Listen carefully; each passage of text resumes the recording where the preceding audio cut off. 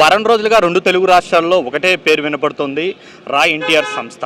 ఆ సంస్థ ఇచ్చినటువంటి ఒక్క ప్రకటన మొత్తం రెండు తెలుగు రాష్ట్రాల్లో కూడా ఒక పొలిటికల్ హీట్ని రగిలించింది. అసలు ఏం జరుగుతుందనేటువంటి చర్చ అందరిలోనూ కూడా మొదలైంది. మనతో మాట్లాడడానికి ఆ సంస్థ నిర్వాహకులైనటువంటి యజమానులైనటువంటి ఫౌండర్గా ఉన్నటువంటి సాయి రాజేష్ ఎదురు ఉన్నారు. ఇద్దరితో మాట్లాడుతున్నాం. ఏంటి అసలు మొత్తానికి 18వ తారీఖున ప్రెస్ మీట్ ఉంటుందా ఉండదా? మీ ప్రెస్ మీట్ జరగకూడదంటూ కూడా మీ ఎన్టీఆర్ అభిమానుల సంఘం కన్వీనరే డైరెక్ట్గా ఎస్పీ గారికి ఫిర్యాదు చేశారు. సార్ అది చిన్న కరెక్షన్ సార్, ఎస్పీ గారు కాదు, ఏఎస్పీ గారు. సో ఫిర్యాదు చేసిన మాట అది మేము సోషల్ మీడియాలో మాకు ఎవరో పెట్టారు, చూసాము. సార్ ఏదైనా ఒకటి లా అండ్ ఆర్డర్కి భంగం కలిగిస్తుంటే పోలీస్ శాఖ వచ్చి దాని యొక్క నిర్వహణని అడ్డుకునే ప్రయత్నం చేయొచ్చు, తప్పు లేదు. ఎందుకంటే ఏది జరిగినా కానీ పబ్లిక్ ఇబ్బంది రాకూడదు. బట్ ఇక్కడ అది లేదు. మాకు ఎటువంటి కాల్స్ ఇప్పటిదాకా పోలీస్ శాఖ నుంచి రాలేదు. అండ్ హోటల్ నుంచి కూడా మాకు ఇప్పటిదాకా ఎటువంటి రిజెక్షన్స్ కానీ అవి కానీ రాలేదు. ఒకవేళ అలాంటి ఏమైనా వచ్చిన పక్షాన్ని కూడా మేము ఖండిస్తున్నాం. లాస్ట్ మూమెంట్లో ఏమన్నా జరిగినా మాత్రం ప్రెస్ మీట్ అయితే తిరుపతిలోనే పెడతాం. అది ప్రెస్ క్లబ్ అవ్వచ్చు, ఇంకెక్కడైనా అవ్వచ్చు. ఎందుకంటే మా ఇక్కడ సెంటిమెంటల్గా వెంకటేశ్వర స్వామి గారి సన్నిధిలో పెట్టుకోవాలనేది మా ఐడియా సార్. అంటే ఏంటి ఏం చెప్పబోతున్నారు ప్రెస్ మీట్లో? అంటే ఎలాంటి కాన్సెప్ట్ ఉంది? ఊరువాడ పేరుతో 100 కోట్ల రూపాయలు ఖర్చు చేస్తామంటున్నారు కదా, ఏంటి ఆ మొత్తం ప్లాన్ ఆఫ్ యాక్షన్ ఏమైనా ఉందా సార్? ఆ రోజు ముఖ్యంగా కోర్ ఐడియా ఆఫ్ ఊరువాడ చెప్తాం. ఊరువాడలో ఎన్ని వర్గాల్ని కలుపుకుంటూ చేసే ప్రోగ్రామ్ ఊరువాడ అనేది. రెండోది థీమ్ పోస్టర్ లాంచ్ చేస్తాం అఫీషియల్గా. ఎట్ ద సేమ్ టైం మీరు అంటున్నట్టు ఆ సోకాల్డ్ 100 కోట్ల కాంట్రవర్సీ ఇవన్నీ కూడా మేము ఆ రోజు క్లియర్ చేసేస్తాం. అన్నిటికీ ఎండ్ కార్డు పెట్టడానికి ప్రయత్నిస్తున్నాం. And at the same time Q&A కూడా ఉంటుంది సార్ మీడియాతో. మీరు అడగాల్సిన ఏదైనా మీకు యూ కెన్ షూట్ క్వశ్చన్స్. అంటే మేము అడక్క ముందుగానే సోషల్ మీడియాలో పెద్ద ఎత్తున మీ మీద విమర్శలు కూడా వస్తుంది. మీరు ఒక పార్టీకి సంబంధించినటువంటి వాళ్ళు, మీ వెనకాల వైసీపీ ఉందంటూ కూడా పెద్ద ఎత్తున విమర్శలు వస్తున్నాయి. ఈవెన్ మీ మీద కంప్లైంట్ చేసినటువంటి ఎన్టీఆర్ అభిమాన సంఘం నాయకుడు కూడా అదే మాట చెప్పినటువంటి మాట. సార్ అవన్నీ జస్ట్ కథనాలు, వాస్తవాలు కాదు. మేము వాస్తవాలను మాత్రం నమ్మమని చెప్తాం. మీడియా కథనాలు రాసిద్దని నేను చెప్పను. మీడియాకి చెప్పే వాళ్ళు ఇక్కడ కథనాలు చెప్తున్నారని చెప్తాను. ఆయన దగ్గర ఎటువంటి ప్రూఫ్స్ లేవు, ఆయన దగ్గర ఏమీ లేవు. నిన్న ఏఎస్పీ గారికి కూడా ఏదో రిపోర్ట్ ఇచ్చారంటే అందులో ఏమున్నాయి? మేము ఏదైతే సోషల్ మీడియాలో వదిలాం అయ్యే పోస్టర్లు ఉన్నాయి. అక్కడ ప్రూఫ్స్ లేవు. ప్రూఫ్స్ ఉంటే బయట పెట్టండి. మేము మొన్నే చెప్పాం ఓ ఛానల్లో కూడా, మేము తప్పు చేస్తే తల తీసి పెట్టి మేము వెళ్ళిపోతాం. ఇప్పుడు ఇంతకంటే స్ట్రాంగెస్ట్ బోల్డ్ స్టేట్మెంట్ ఇంకేం ఉండదు. ఏంటంటే వాస్తవాలు ఏంటి? అసలు వైసీపీతో మీ వెనకాల ఉందన్న దానికి ఎలా ఖండిస్తారు మీరు దాన్ని? సార్ అలాంటి ఏమీ లేవు సార్, అవన్నీ అబద్ధాలు. ఏ పార్టీ మా వెనకాల లేదు. మా కోర్ టీంలో ఒక్కొక్కరికి ఒక పార్టీ అంటే అభిమానం ఉండొచ్చు, అందులో తప్పేం లేదు. బట్ ఏ పార్టీ మా బ్యాక్ చేయట్లేదు. దయచేసి మా హీరో గారికి కూడా కొంతమంది ఇది ఫేక్గా కన్వే చేస్తున్నారని మేము బాధిస్తున్నాం. కొంత హీరో చుట్టుపక్కల ఉండే కొంతమంది సోర్సెస్, అది మాకు direct Hyderabad central office media నుంచే ఇన్ఫర్మేషన్స్ వచ్చాయి. పేర్లు చెప్పాం. దయచేసి మా అన్నయ్య గారు ఎన్టీఆర్ గారికి కూడా ఒకటే వేడుకుంటున్నాను, అన్న మా వెనకాల ఎవరూ లేరు, మా వెనకాల ఎవ్వరూ లేరు. కేవలం మేము పనిచేస్తున్న కష్టం మాత్రమే మా వెనకాల ఉంది. కొన్ని వేల మంది వాలంటీర్ల చెమట నెత్తురు మాత్రమే ఉంది. ఎవ్వరూ లేరు. ఏ పొలిటికల్ పార్టీని దయచేసి బ్లేమ్ చేయకండి. ఎవరు ఉన్నారని కథనాలు రాయకండి. అనవసరంగా దీన్ని ఒక డిస్టర్బెన్స్గా చేయకండి. సేవ అనుకున్నాం, సేవలాగా దీన్ని ముందుకు తీసుకెళ్దాం. ప్లీజ్ దీని ఎన్వైర్న్మెంట్ని పాడు చేయకండి. అంటే మీరు ప్రకటించినప్పటి నుంచి కూడా ఒక పొలిటికల్ ఎంట్రీ అనేది జరగబోతుందంటూ కూడా పెద్ద ఎత్తున ప్రచారం జరిగింది. సో ఇంటర్లింక్గా ఏమీ లేకపోయినా కూడా 100 కోట్ల రూపాయలు ఒక NGO లాంటి సంస్థ ఖర్చు పెట్టగలదా, దీని వెనకాల ఏదో వ్యూహం ఉందంటూ కూడా పెద్ద ఎత్తున కథనాలు వచ్చాయి. సో వాటన్నిటికీ మీరు రిప్లై ఇచ్చారు. ఏకంగా ఎన్టీఆర్ కార్యాలయం నుంచి కూడా రిప్లై వచ్చింది. అయినప్పటికీ అదైతే జరుగుతూనే ఉంది. ఏంటి ఎండ్ కార్డ్ చెప్పబోతున్నారు 18th? సార్ ఎండ్ కార్డ్ అంటే స్పెక్యులేషన్స్కి అయితే ఎండ్ కార్డు ఉంటుంది. ఈ 100 కోట్లు మీరు ఏదైతే రాస్తున్న నెరేటివ్స్ కూడా అన్నిటికీ ఎండ్ కార్డు ఉంటుంది. ఆ రోజు అసలు ఏం చేయబోతున్నాం చెప్పేస్తున్నాం. ఇకపోతే ఇంకేదన్నారు సార్ మీరేంటి? ఇకపోతే ఈ హీరో గారి టీం నుంచి వచ్చిన లెటర్ కూడా మేము ఏంటో వ్యాలిడ్గా చెప్పాము ఆల్రెడీ.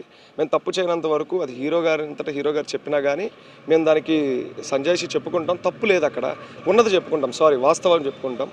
తప్పు చేస్తే మాత్రం ఇక్కడికిక్కడే అన్నీ వదిలేసి వెళ్ళిపోతాం. దయచేసి కథనాలు అల్లకండి, ఎన్వైర్న్మెంట్ పాడు చేయకండి.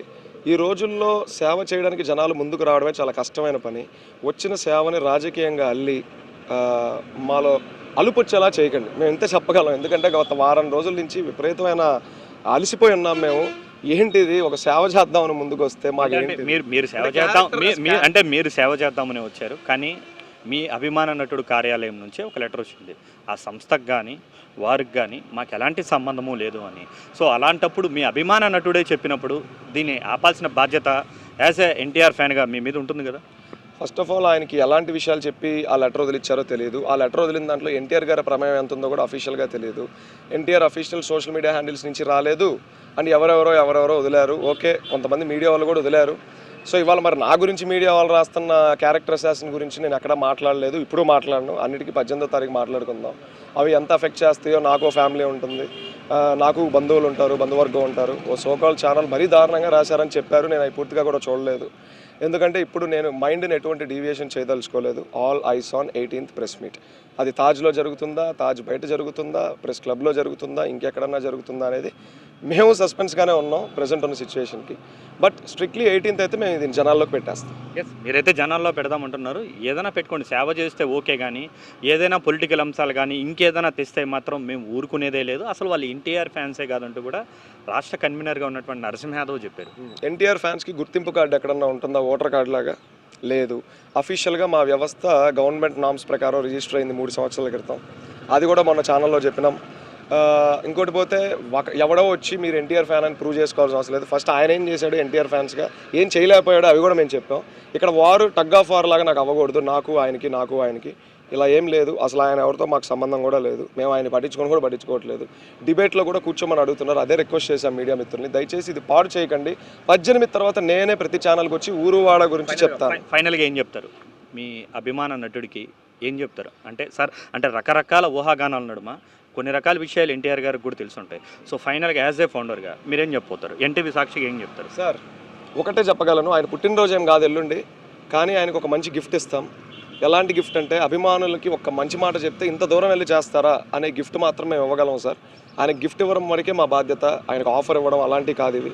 ఆయన స్థాయికి మనం ఎంత సార్, ఆయన స్థాయి వేరు, అభిమానుల్ని ఆయన వైపు తిప్పుకున్న విధానం వేరు, ఆయన చెప్పే సొసైటీ పట్ల ఆయనకున్న భావాలు వేరు.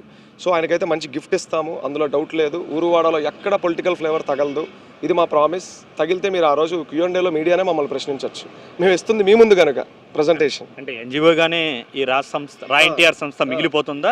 భవిష్యత్తులో ఏదైనా పొలిటికల్ పార్టీగా రూపాంతరం చెందే అవకాశం ఉందా? సార్ నో, చీ సార్, దయచేసి నేను ఇంకో మాట చెప్తాను సార్.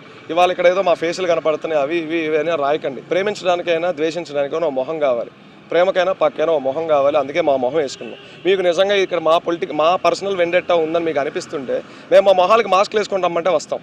ఒక వాయిస్ ఉండాలి కాబట్టి మేము కనపడుతున్నాం సార్. ప్లీజ్ మాకు ఇవన్నీ వద్దు సార్, మాకు రాజకీయాలు వద్దు ప్లీజ్, మీకు వేడుకుంటున్నాను అందరినీ, మాకు వద్దు.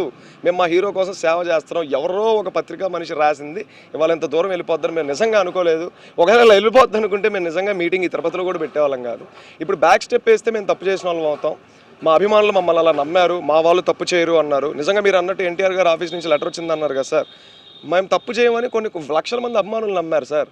మరి చెప్పండి సార్, ఎన్టీఆర్ గారి మాట వేదవాక్ అనుకుందాం కాసేపు. మేము తప్పు చేస్తే మమ్మల్ని బయటకు గెంటేయాలిగా మా అభిమానులు. అన్న వాళ్ళు తప్పు చేయలేదు, మీరు ఆలోచించండి, మీ చుట్టూ ఉన్నో లేదో కథనాలు అల్లుతున్నారని ఫ్యాన్స్ అంటున్నారే. నేను దానికి ఏమైనా జవాబు చెప్తారని అడుగుతున్నా హీరో టీం. ఆ ఫ్యాన్స్కి చెప్పమని 1,00,000 మంది అడుగుతున్నారు. 1,00,000 మందికి ఇవ్వమనండి లెటర్ హెడ్లు, 1,00,000 మందికి ఇవ్వమన్నారు statements from mister NTR statements.